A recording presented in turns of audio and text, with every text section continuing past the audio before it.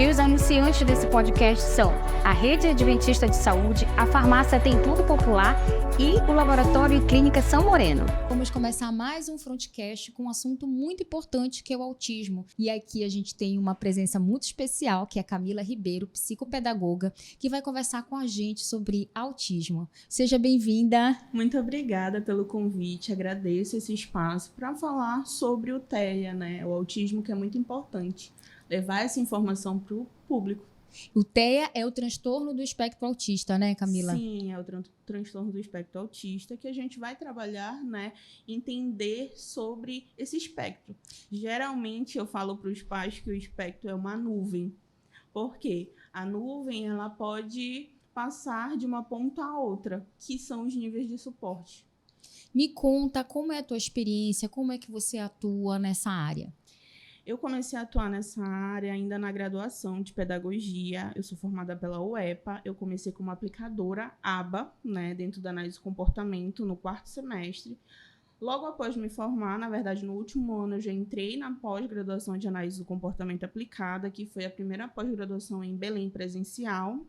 E aí, logo após, eu comecei atendimento domiciliar e foi em 2020, em outubro, que eu entrei na Neurobid, que estou lá até hoje, como supervisora técnica.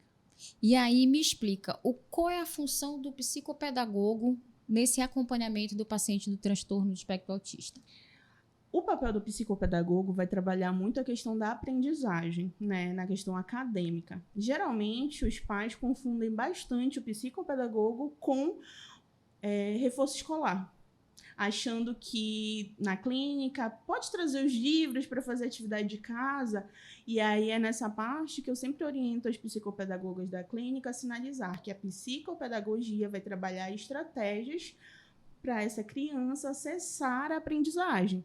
A aula de reforço vai trabalhar específico as matérias, história, geografia, português. Como em qualquer outra criança que precise de reforço, né? Exatamente. E é engraçado isso porque, assim, a gente vê que essas dúvidas são muito recorrentes, né? Sim. E aí eu queria conversar contigo, quais são os sintomas precoces do autismo? Porque antigamente as pessoas falavam, hoje tudo é autismo. A gente ouve muito isso, né? Uhum. E na realidade a gente estudou muito mais. Hoje a gente sabe muito mais sobre o espectro autista. Então vocês que lidam com pessoas, com mães, né, que levam crianças cada vez mais precoces para o diagnóstico, quais são os sinais e os sintomas que vocês conseguem identificar?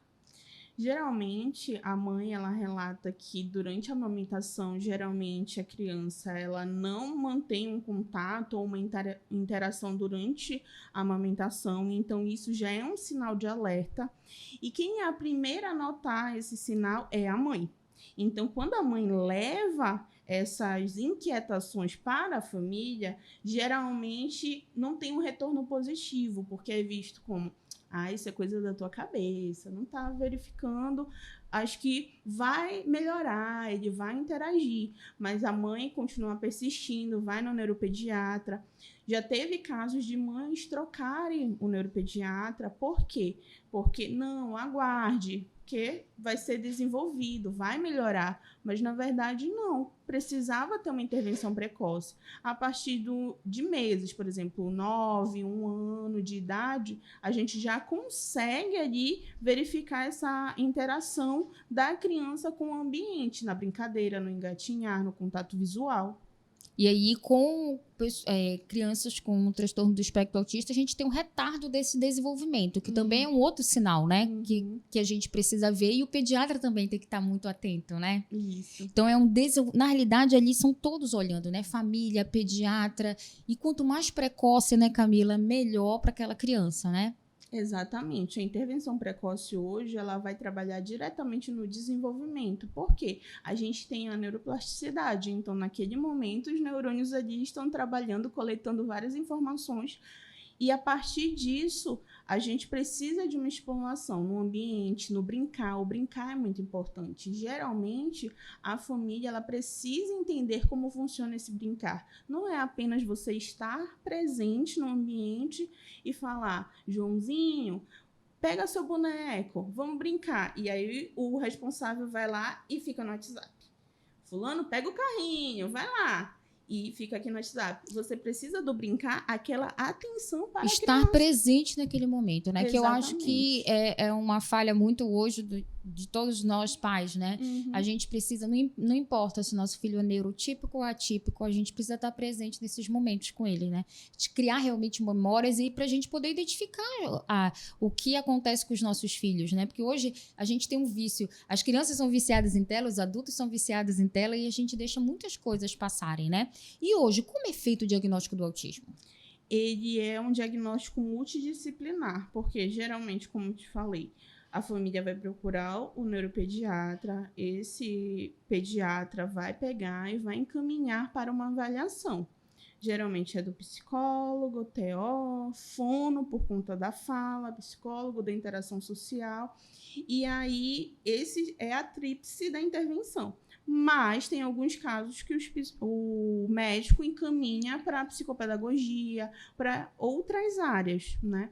E aí a gente faz essa avaliação, faz o levantamento de dados, escreve o relatório e entrega para a família levar no retorno para o médico.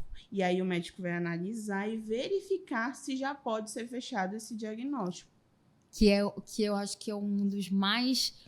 Nos momentos mais críticos, eu conheço várias pessoas com filho que ainda não fecharam o diagnóstico, né? Então, até fechar aquele diagnóstico, que muitas vezes você não fecha, né? E aí você fala, olha, vai precisar de mais avaliação, de mais tempo de intervenção, e às vezes indica intervenção. Então, para o pai, né, isso é muito angustiante. E a gente estava conversando sobre isso, né? Sobre educação parental. E aí é uma especialidade tua e eu queria entender o que é e como é que a gente pode ajudar esses pais nesse processo aí de aceitação e de realmente acolhimento e melhora do paciente com espectro autista. Certo. Dentro da educação parental, a gente coloca o responsável como o protagonista, entendendo que eu preciso me cuidar para cuidar do outro. Cuidar de quem cuida, né? Exatamente. Então, eu preciso ter esse autocuidado. E eu também preciso entender o que está acontecendo. O que é o autismo? Como é que eu posso lidar com o manejo comportamental? Então, é como se esse responsável ele chegasse sem as informações para a educadora parental. E aí, a partir disso, a gente começa um processo de treinamento desse responsável. Então, ele vai passando por fases. O primeiro momento é o acolhimento, eu entender quem é esse responsável, o que ele passou, como foi o processo diagnóstico, esse diagnóstico já foi fechado ou não. Então, eu preciso... Se ele está no luto do diagnóstico, Exatamente, eu preciso entender quem convive com essa criança, quem é o núcleo familiar, como é que funciona a dinâmica. A partir daí, o educador parental ele começa a trazer estratégias para essa família de autocuidado e, ao mesmo tempo, de entendimento. A gente vai nortear. A gente não vai pegar e vai sinalizar, olha, pai, você vai fazer X. Não, a gente vai dando mecanismos e estratégias para que esse pai se desenvolva. E ele seja um responsável como se fosse um responsável formador.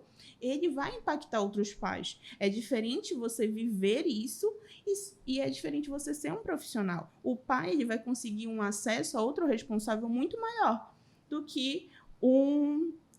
terapeuta, por exemplo. E um pai preparado, um pai educado, ele vai conseguir trabalhar melhor, né, o dia a dia dessa criança, quando ela se desorganiza ou não, né? Porque assim, ele precisa estar bem, né, para cuidar de que realmente precisa de mais atenção, né?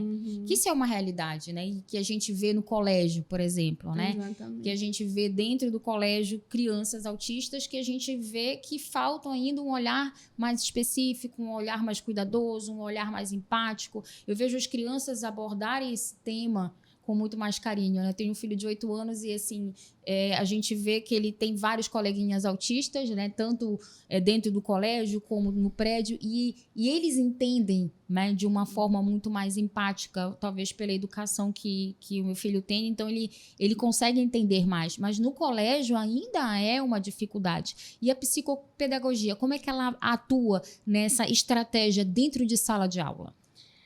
Dentro da sala de aula, a gente realiza visitas escolares. Inclusive, dentro da clínica onde eu trabalho, a gente tem uma equipe especializada para realizar essas visitas. E aí a gente tem um cronograma de visitas, né, mensais, e a gente faz o primeiro encontro presencial e o segundo online. Então, geralmente, essa psicopedagoga ela vai para visualizar como está sendo. A gente sempre chega com respeito, não impondo nenhum tipo, né, de estratégia. A gente deixa como sugestão para a escola seguir. E aí a gente verifica. Essa criança ela precisa de adaptação curricular? Como é que está sendo essa adaptação? Ela existe? Porque hoje o ideal é que ela esteja convivendo com outras crianças, não é isso? Exatamente. A adaptação curricular é dentro da BNCC. Então, por exemplo, no primeiro ano, essa criança ela precisa já ter iniciado a alfabetização e está vendo frases simples. Mas essa criança X com autismo, ela ainda não aprendeu as sílabas. Então, qual é a estratégia que a escola está utilizando para dar esse acesso a essa criança?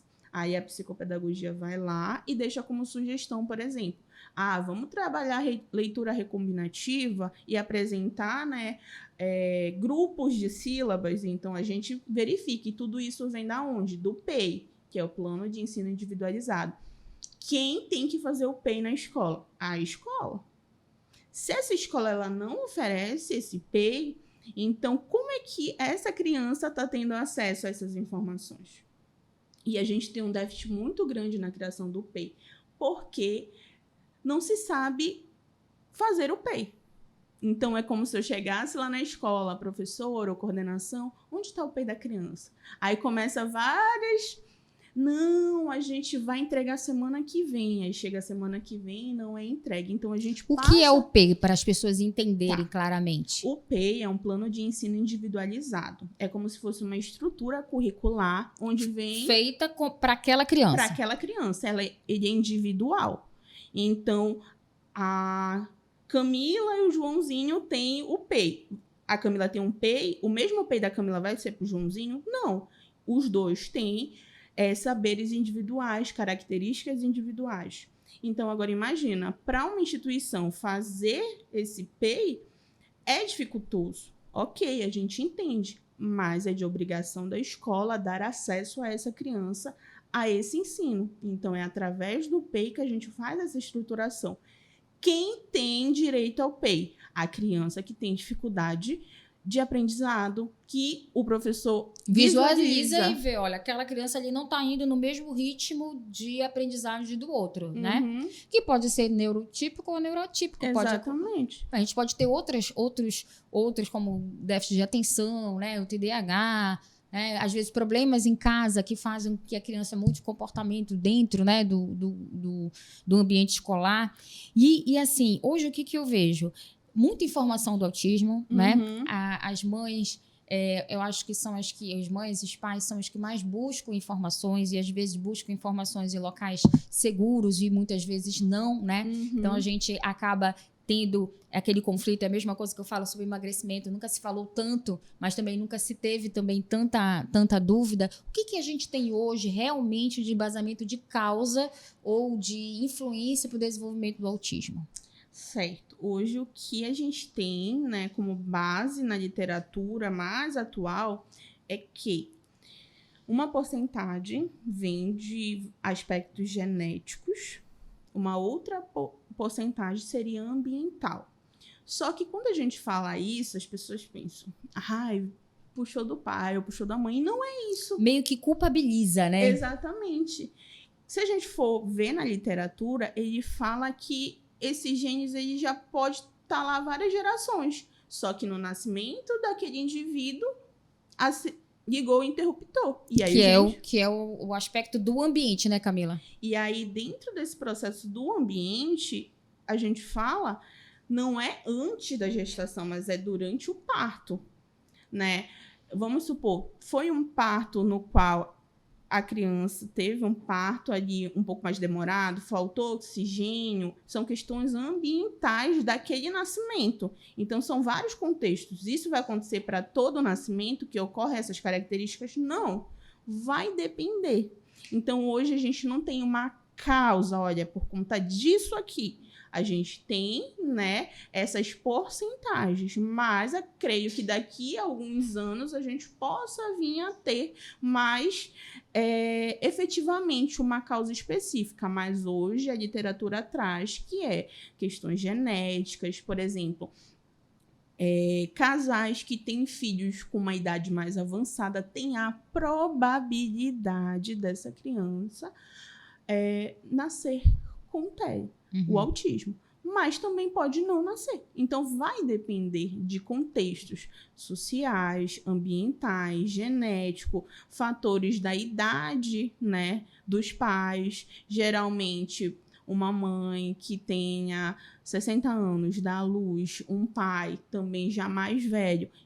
É uma probabilidade, mas isso não significa que vai acontecer. O que eu indico bastante para os pais que eu atendo, leia artigos que são dados reais. Porque muitas vezes a gente entra na internet e tem várias coisas jogadas, várias informações. Aí você vai lá e compartilha. Esse compartilhamento acaba influenciando outra pessoa, mas não é uma informação verídica. Porque a gente vê muito isso, né?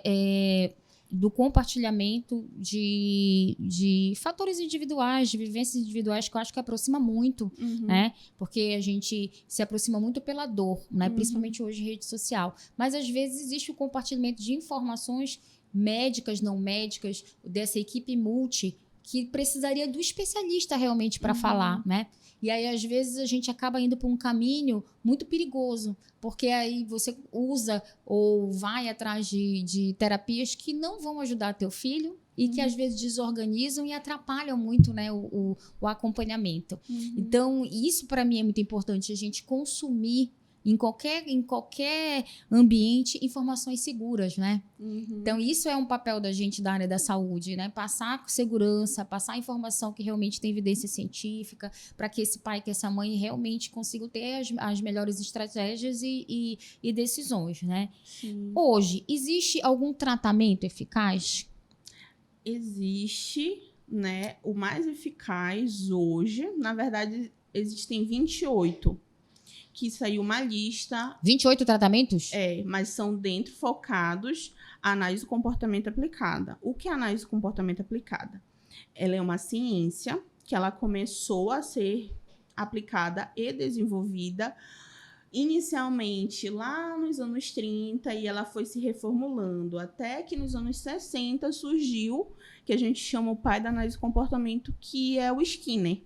E aí lá, ele começou em Harvard a aplicar, que é a caixa de Skinner, ele começou a ensinar para pombos.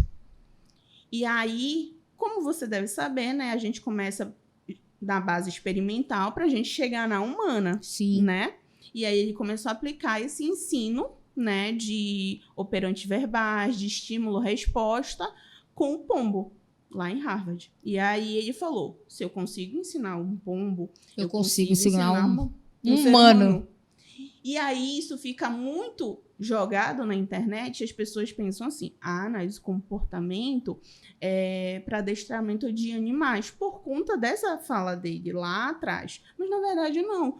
Foi uma base experimental no qual se reformulou dos anos 60 até hoje vários aspectos. E hoje a análise do comportamento aplicada é focado dentro desses aspectos comportamentais do indivíduo, tanto da criança quanto do adulto. Que é o que a gente vê, o que é o previsionamento do que a gente vai passar com aquela criança, não é, Camila? Porque, assim, se a gente, que é adulto, já fica desorganizado quando algo dá errado no que a gente planejou, isso também acontece com a criança, né?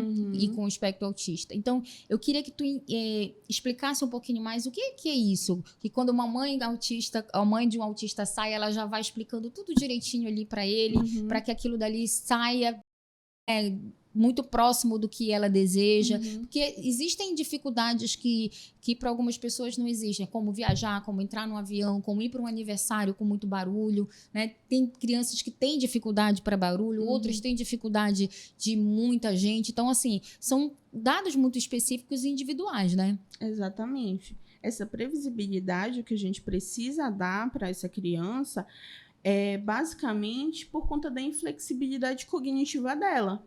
Então, não vai funcionar com uma criança que ela possui essa inflexibilidade ou uma rotina estabelecida, eu falar, olha, a gente vai agora no supermercado comprar um pirulito. E aí, 5 minutos depois, olha, a gente não vai mais no supermercado. A criança vai se desorganizar, porque na cabecinha dela, ela já organizou que ela vai sair de casa, que ela vai lá ter acesso ao que ela gosta, que é o pirulito, e depois voltar para casa. E aí, eu drasticamente mudo isso, eu tô, querendo ou não, desorganizando um pouco aquilo que eu já tinha sinalizado. E aí, eu preciso ensinar para essa criança que na nossa vida, na fase adulta, isso vai ocorrer. E como é que eu ensino isso? Trabalhando nas terapias, a questão, né, do aumento da tolerância, a questão da minha vez, sua vez. Agora é a minha vez de usar o carrinho. Passou 10 segundos. Legal, eu já brinquei, agora é a sua vez. Então, eu preciso trabalhar essa troca de turno, porque dentro da clínica são poucos segundos, mas fora, isso vai ajudar na dinâmica e na interação dessa criança com seus pares, na escola, em outros ambientes, para ele poder entender, que a gente chama de condicionamento, ele começar a ser condicionado de que eu tenho a minha vez com o meu brinquedo, mas o meu amiguinho também tem sua vez, assim como a minha mãe tem a vez com o celular dela e eu também tenho a minha vez. E isso vai aumentando gradativamente. E o que as pessoas chamam de autismo leve, moderado e grave? São os níveis de suporte. Me explica isso, explica pra gente. Porque, assim, às vezes eu vejo muito em redes sociais a irritação de algumas mães, que quando falam, eu tenho um filho com autismo leve, quer dizer, o suporte é leve, mas isso não quer dizer que ele não tenha necessidades e que ele não tenha realmente algo que seja realmente preparado para ele, né? Porque quando é leve, passa às vezes muito despercebido por muito tempo. E às vezes o diagnóstico é mais tardio, né, Camila? Exatamente. O nível 1 de suporte geralmente vai ter déficit de interação social. Por exemplo, eu estou conversando aqui com você, eu consigo manter um contato visual. Imagina para uma pessoa que tem as habilidades sociais muito em déficit. Ela não vai conseguir manter esse contato visual, porque para ela vai ser muito custoso. Isso eu teria que treinar com ela. Como é que funciona esse treino? Dentro do ambiente clínico, dentro da psicoterapia, analítico comportamental. Eu preciso treinar esse contato visual. Agora, imagina, eu tô aqui com você, eu tô olhando para cá, para cima, para o outro lado. Eu não consigo sustentar esse olhar. Isso é um déficit social. Por quê? Socialmente, isso é estranho. Entende? Então, eu preciso trabalhar para que esse indivíduo ele não seja exposto até um constrangimento. Imagina isso na escola. Questão de apresentação para o público. Eu tenho pavor, não consigo ir lá na frente. Geralmente, o indivíduo de nível de suporte 1 vai ter questões sociais muito em déficit. Então, ele vai ter dificuldades. São sutis ou são importantes? São questões muito importantes, porque são sociais. Que é da interação, né? Da interação social. Que isso pode transformar o que era na nossa época, aquela pessoa estranha. Exatamente. Né? E que a gente rotulava, que era muito comum rotular algumas pessoas, e na realidade já poderia ser um TEA não diagnosticado, né? Exatamente. Então, esse indivíduo ele vai sofrer.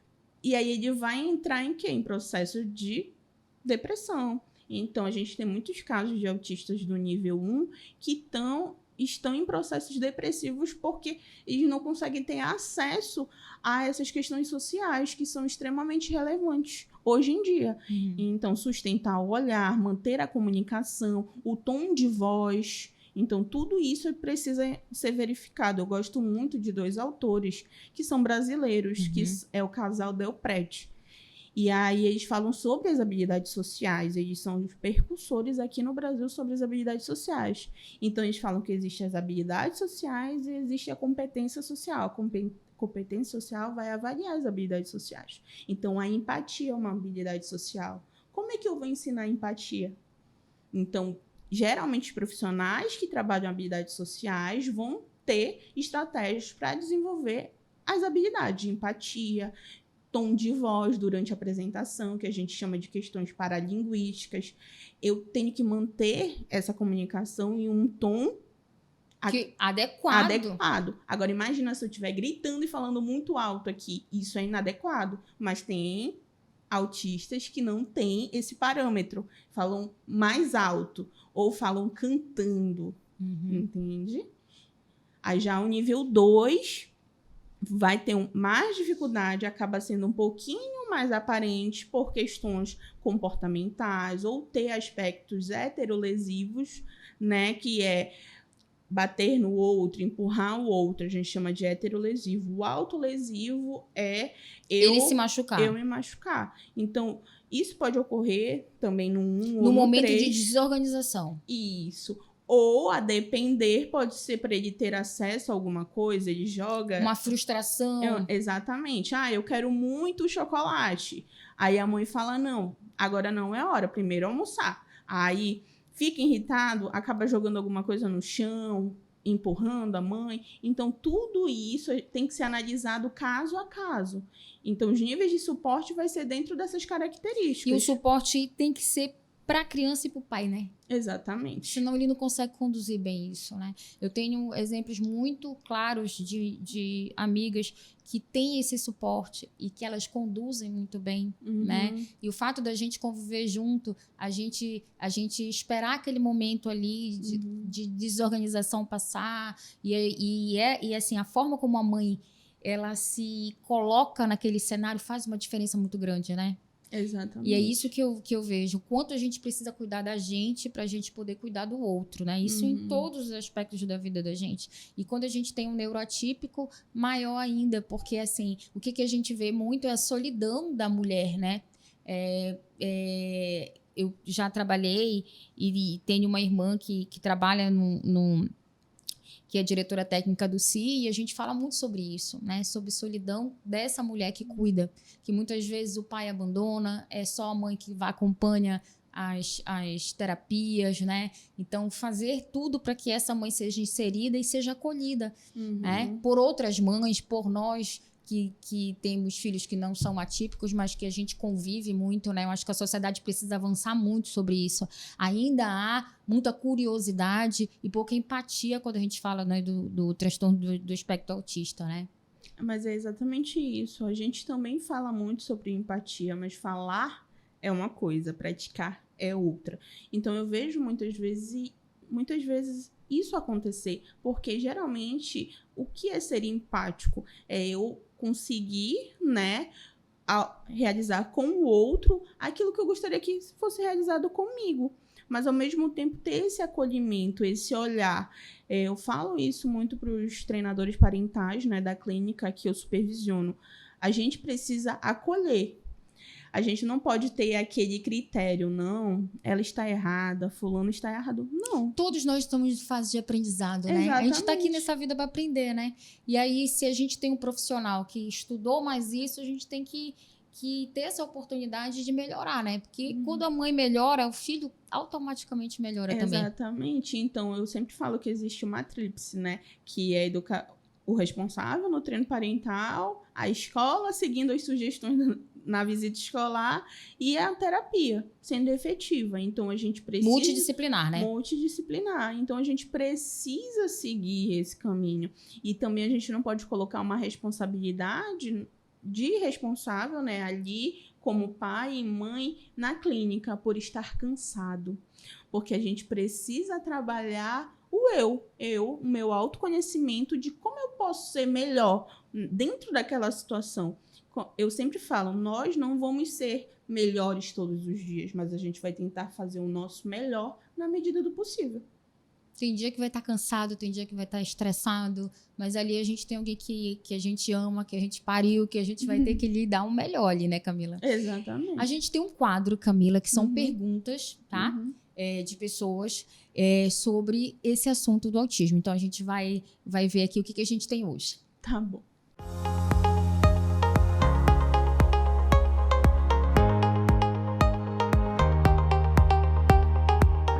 Meu nome é Tayana Gomes, eu sou mãe da Esté de 5 anos diagnosticada com autismo. Uma das perguntas mais frequentes que eu recebo é se através da ressonância ou do mapeamento cerebral se é possível diagnosticar o autismo. E aí, Camila, essa pergunta dessa mãezinha? É a mãe da Esté, inclusive ela era do meu treino parental. Olha só que coincidência! A Esté, ela é do ABA, lá da clínica. Ela é uma fofura. Dentro da pergunta, né? Qual é a questão? Para realizar esse exame, eu até não recordo agora o nome que a criança tem que passar, porque imagina uma criança que é bastante agitada. Ela vai ter que ser sedada, né? Exatamente. Ela vai precisar de um apoio, de uma sedação, de um anestesista, né, Camila? Exatamente. Agora imagina a criança que tem vários comportamentos que às vezes até de ver um médico com jaleco já fica um pouquinho agitado. Então tem que ser levado em consideração pela família e principalmente pelo médico que acompanha essa criança se é relevante fazer a criança passar por isso. Porque, querendo ou não, hoje a gente não tem um exame específico para esse diagnóstico. Mas, sim, é válido realizar esse mapeamento, mas a gente tem que levar em consideração os aspectos dessa criança. Como tudo na vida, né? Hoje eu acredito muito que a medicina é centrada na pessoa, né? Então a gente vai individualizar sempre o tratamento, se aquilo dali vai acrescentar, né, os riscos, os benefícios, né, Camila? Isso é muito importante, o pai estar envolvido junto, né? Para que essa decisão seja a decisão mais assertiva aí, né? Exatamente. Então, levando em consideração se essa criança já passou pela avaliação multiprofissional e ela apresenta déficits gritantes, e aí o médico precisa avaliar. É necessário realmente fazer a criança passar por esse exame no qual ela precisaria passar por sedação, expor ela a um ambiente que ela não está habituada, levando em consideração que essa rotina para ela é de grande valia, então tem que ser levado em consideração esses aspectos. Tá. Mas vamos para a segunda pergunta.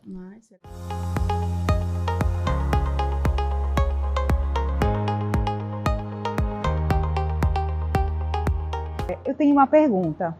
Sempre que eu faço meus eventos por aí, né, na cidade, sempre me perguntam se o meu filho está fazendo tratamento para ele deixar de ser autista. Gostaria que nós sabemos que não, mas eu gostaria que você esclarecesse de uma forma mais didática para a gente. Acho que é uma pergunta muito frequente, né? Que as pessoas acham que você, iniciando o tratamento daquela criança, vai deixar de ser autista. Na verdade, ela não vai deixar de ser autista, porque o autismo não é uma doença, né? É um transtorno do neurodesenvolvimento. Então, é algo que é forte, mas ao mesmo tempo precisa ser dito. Essa criança, ela nasce já com o autismo, né? Ele não vai surgindo ao longo do caminho. E aí vai passar durante a vida com esse autismo. O que pode acontecer é a transitar entre os níveis de suporte. Isso que eu queria conversar contigo, porque assim, esse transitar entre níveis de suporte, eu posso ter uma criança com nível de suporte maior e depois ele necessitar de menos, e o contrário também acontecer, né? Exatamente, então vai depender de cada caso. Vamos supor que essa criança, ela começou a intervenção cedo. Então, no início, na primeira infância, durante os 2 anos, essa criança apresentava autolesivo, heterolesivo, que são comportamentos fortes para uma criança de 2 anos. E aí, durante essa intervenção que foi mais intensiva, todo dia essa criança ia para a clínica, tinha um apoio familiar, participava do treinamento parental, seguia tudo à risca. Então, essa criança foi diminuindo os comportamentos. E aí, ao longo da vida dela, ela foi tendo acesso a estratégias para diminuição desses comportamentos, que a gente chama de barreiras comportamentais. Então, quando a criança ela tem barreiras comportamentais que são maiores, ela vai ter o cognitivo um pouquinho, porque a aprendizagem vai estar impedida por conta das barreiras. Eu quero acesso a um lápis de cor, mas agora é hora de utilizar a lapiseira. Então, esse transitar no ensino, se ela não tiver estratégias para, por exemplo, por favor, pode me emprestar um lápis de cor, ela vai para outras estratégias que são os comportamentos inadequados, que a gente chama de comportamentos negativos. Então, a barreira comportamental sobe e aí ela não vai conseguir ter acesso à aprendizagem, porque ela está muito irritada, ela quer aquela caneta, ela não quer fazer a atividade, ela vai pegar a atividade, rasgar, jogar no chão. E aí a importância do profissional, do educador, e saber realmente administrar essas dificuldades, né? Porque a gente ainda vê muita dificuldade do educador em alguns colégios de lidar com essas desorganizações, né? Então, assim, eu vejo muito isso ainda. Então, assim, precisa ainda um esforço maior, acho que, da comunidade, né? Da sociedade, para a gente realmente abranger essas dificuldades que podem ser de uma pessoa com autismo ou com qualquer outra doença, né? Que o autismo não é uma doença, mas a gente tem aí o TDAH, a gente tem crianças que vão ter déficits cognitivos por doenças virais, por sequelas neurológicas, que vão estar ali em convívio com todo mundo, né? E a gente vai precisar se adequar, né? O mundo, ele tem que ser inclusivo, né? E isso é a nossa maior batalha hoje, né? Porque a gente fala tanto em inclusão, mas quando a gente tem a oportunidade, a gente perde às vezes. Exatamente. Então, no momento que a gente puder ser inclusivo, a gente tem que estar ali nessa batalha. Tu falaste muito em aba. E assim, quem já está habituado com crianças neuroatípicas fala muito do aba. Mas quem não sabe o que é o aba. Queria que tu explicasse um pouquinho o que é o aba. Tá. Aba é uma ciência, não é uma metodologia. E aí, dentro dessa ciência, se abre um guarda-chuva de opções. O que são essas opções? São estratégias de ensino, que a gente tem a DTT, que é aquele ensino de mesinha que a gente escuta falar, que a criança tá dentro da sala, aí a criança é condicionada a sentar na mesinha, trabalhar essa tolerância e o aplicador fica na frente da mesinha para aplicar as atividades. E a gente também tem um ensino naturalístico, tem o Denver também, o Jasper. A gente vai ter vários tipos de estratégias que se utilizam da análise do comportamento, que é o reforçamento, esquemas de reforçamento. Então, a gente vai trabalhar para que aquele ambiente, aquelas atividades sejam reforçadoras para a criança. Então, a análise do comportamento, ela trabalha muito dentro desse aspecto. Mas, como eu te falei logo no início, ela ficou muito conhecida por esse ensino de mesinha. Só que hoje a gente já trabalha com várias outras estratégias. A gente tem a parte do assentimento, que é levar em consideração o que aquela criança está sentindo. Geralmente falam que a análise do comportamento é muito para a questão comportamental, não liga para as emoções, mas na verdade não é isso. A gente entende como análise do comportamento que a gente tem esse comportamento que a gente está demonstrando aqui. Que é você tá sentada na sua cadeira, você tá me olhando. Mas, internamente, você tem seus comportamentos privados, que são suas emoções. Então, a gente tem que levar em consideração aquilo que a gente visualiza e aqueles comportamentos privados, que é as suas emoções, o que você tá sentindo naquele momento do ensino. E aí, a gente, como analista do comportamento, precisa saber como trabalhar essas estratégias para que aquele momento se torne reforçador. O aba é para criança ou para os pais também? Pode ser para todo mundo, pode ser utilizado em clínica, escola, instituições públicas, dentro da medicina, em todos os ambientes pode ser utilizado, porque a análise do comportamento vai trabalhar esse processo de reforçamento. Então, na verdade, a nossa vida em si, ela tem processo de reforçamento e punições, por exemplo. Aquilo que é reforçado, eu vou praticar mais vezes. Aquilo que é punido, eu vou diminuir. Por exemplo, um exemplo bem ralo aqui. Eu não gosto de malhar. Adoro comer um hambúrguer. Aí, coloca aqui um hambúrguer na minha frente. Isso para mim é muito reforçador. Mas se coloca uma salada aqui, para mim não é reforçador. Aí, dão uma instrução para mim comer a saladinha. Aí, a probabilidade de eu voltar naquele lugar que fizeram esse momento comigo diminui, porque eu sei que talvez eu seja meio que oferecido uma salada e eu não gosto de salada. Então, na nossa vida, a gente vive em processo de seleção de comportamento. Aquilo que é reforçado, eu vou fazer mais vezes. Aquilo que é punido, eu vou fazer menos vezes. Isso pode ser utilizado em qualquer momento. Geralmente brincam comigo que eu faço análise de comportamento com meu noivo.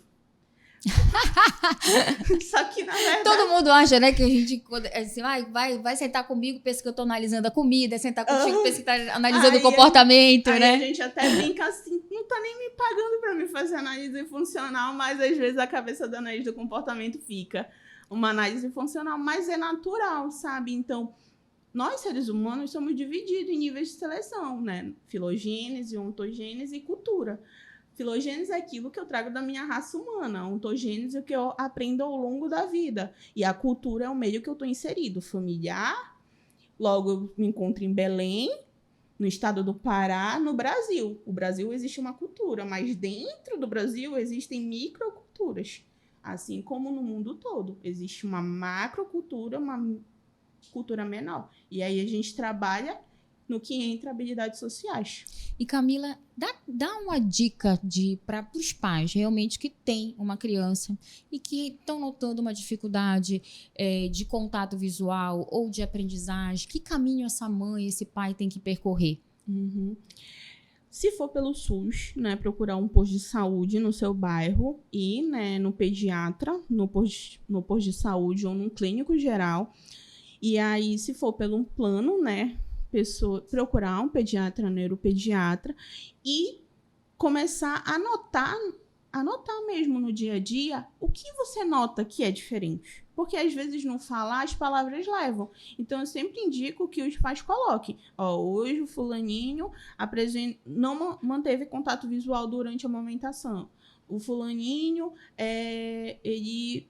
eu dei uma instrução para ele, ele se desorganizou. Qual foi a data, o horário? Qual a intensidade disso? Então, eu preciso ter dados para poder levar. Porque, já pensou, eu chego com o médico está ali para consulta e ele tem 15 minutos para me ouvir.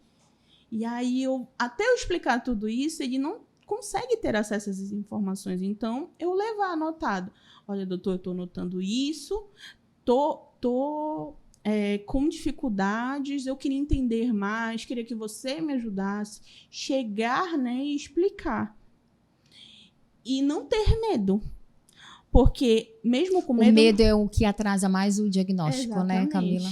Porque o pai nega muitas vezes, né, o que ele está vendo, né? E é natural também, pelo medo, pelo diagnóstico, né? Então, assim, a gente precisa acolher esses pais também, né? E é o papel do pediatra, né? De ficar observando ali e chamar a atenção o mais precocemente possível, né? Isso, então, quanto mais precoce, melhor. Mas não desista, não tenha medo. Quanto mais você se apropriar do conhecimento, é melhor. Porque você vai entender o que está escrito no relatório do seu filho. Você vai conseguir verificar a magnitude do crescimento nas habilidades. Então, você vai ter acesso a tudo isso. Eu sei que dá medo, mas é aquele ditado, vá com medo mesmo, porque isso vai ajudar não somente você, mas principalmente seu filho, dentro desse progresso. E nós, profissionais, nós estamos para ajudar da melhor forma possível, acolher com empatia, e a gente só tem gratidão, né? Porque a gente acaba criando um carinho por todas essas crianças que a gente acaba atendendo. Que a gente vê se desenvolvendo, né? Exatamente. Eu lembro que uma vez eu estava atendendo uma criança que eu estava ensinando a ler. E aí, quando ele leu, assim, a primeira frase, eu queria chorar na frente dele, sabe? Só que eu me aguentei, eu falei, muito bem, maravilhoso. Aí eu fui colocando mais uma frase e foi... Então, ver que dentro de um ano, ele não sabia o alfabeto. E no final do ano, ele já estava lendo uma frase. Então, isso é muito gratificante. Potente demais, né? É muito gratificante. Eu fico muito feliz de contribuir. Pretendo cada vez mais contribuir com várias famílias. E Camila, as pessoas te encontram onde? Rede social? Aonde que elas podem te encontrar? Olha, eu já ia fazer uma piada, mas... na NeuroAbid. Mas pode falar mesmo onde você trabalha. Sim, eu trabalho na clínica NeuroAbid. Eu fico nas 2 unidades. E eu sou supervisora técnica da área de visita escolar, educação parental e psicopedagogia, juntamente, né, com a Luane, que ela também é psicopedagoga, só que ela é supervisora da parte do ABA, da Análise de Comportamento Aplicado. E aí, nas redes sociais, eu não sou tão atuante, mas todo mundo me cobra muito isso. Eu acho muito bom mudar essa atitude, porque você se comunica muito bem, você tem muito conhecimento e vai ajudar muitas pessoas. Então, assim, quanto mais a gente tiver nas redes sociais, pessoas que são engajadas, que fazem as coisas por amor, então, assim, é um convite para que você entre e fique em rede social, viu? E aí, todo mundo me pede, faz um curso. Então, geralmente, eu dou alguns cursos que você não paga nada, que é no Betina Ferro, na Federal, que é em conjunto com a professora Carla Casado, que ela toma conta dessa parte. E aí, eu também dou aula numa pós-graduação, né, formando novos profissionais dentro da psicopedagogia. E eu vou tentar adentrar nessa área tecnológica da rede social, mas eu morro de vergonha. Não tenha, que você tem todas as habilidades. Muito obrigada, Camila, pelo tempo e pela generosidade de passar tanto conhecimento pra gente. E você que ficou aqui com a gente, né, mais nesse Frontcast, não esquece que tem vários episódios anteriores com assuntos que são muito interessantes, como saúde, a gente fala sobre alimentação, fala de negócios, fala de comportamento. Então é um convite que eu faço para você acessar nossas redes sociais. E os anunciantes desse podcast são a Rede Adventista de Saúde, a Farmácia Tem Tudo Popular e o Laboratório e Clínica São Moreno.